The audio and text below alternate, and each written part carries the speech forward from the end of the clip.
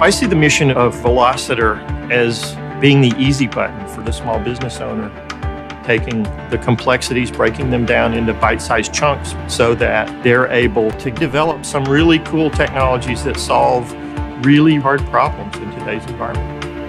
Our first year we had 107 applicants, 106 companies actually started, and we had 86 companies in total finish. The number of cool technologies that we get exposed to is incredible. They run the gamut. Here are a few Velociter participants and their respective technologies.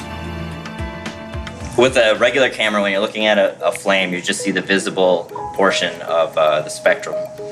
With our sensor, you're going to see beyond that in the infrared. So this is what your eye won't see. People are excited about spectral imaging because it provides information that otherwise is not available. It enables all kinds of applications that were just unthinkable before, that would take days or weeks of calculation to tease out the results. So this is a polyurethane foam provided by the military that's used throughout the armed services. We want to create a foam that cannot behave like this, rather take the flame, not spread, and also protect against head impact protection and save lives. This is a silicon-containing foam, therefore it has the ability to gracefully absorb thermal threats. It's flexible, so it can dissipate kinetic energy, and also it transitions into a flexible glass at high temperatures. So we've been working in prosthetics for decades at this point. With our knowledge of the market, we saw that there was very much a need for a motivational training tool, but one didn't exist. We saw the opportunity to leverage the multi-billion-dollar video gaming market as opposed to your typical physical therapy or occupational therapy where you go home and you think, oh, I got to do my N sets of 5 reps of whatever the exercise is. Our concept takes the clinically relevant prosthetic component and combines it with the really exciting video game component.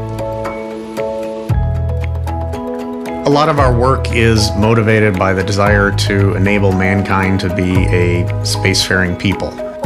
But to be able to do that, we need to dramatically improve the kinds of things that we can build in space. Other companies are working on better ways of launching systems into orbit, so we're focusing on better ways to build systems in orbit. One of the things that gets me exciting here is I feel like we are pushing the envelope. We're designing things that 20 years ago people would have said were impossible. We're not interested in 10% improvements. We're interested in technologies that are going to radically reshape the way we do space and defense missions.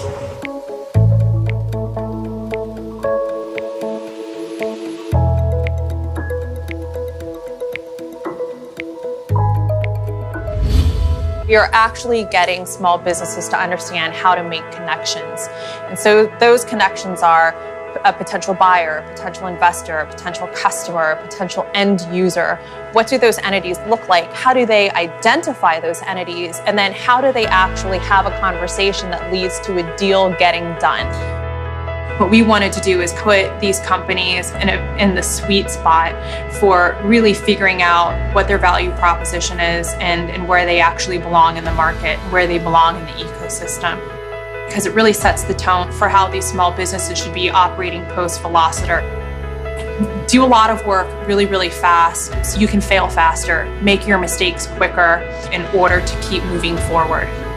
We are just a small part of the innovation movement, but it takes people at all levels looking for ways to change the process, looking for ways to interact, looking for ways to shift the way that we reach out to small businesses and leverage what they can do for us.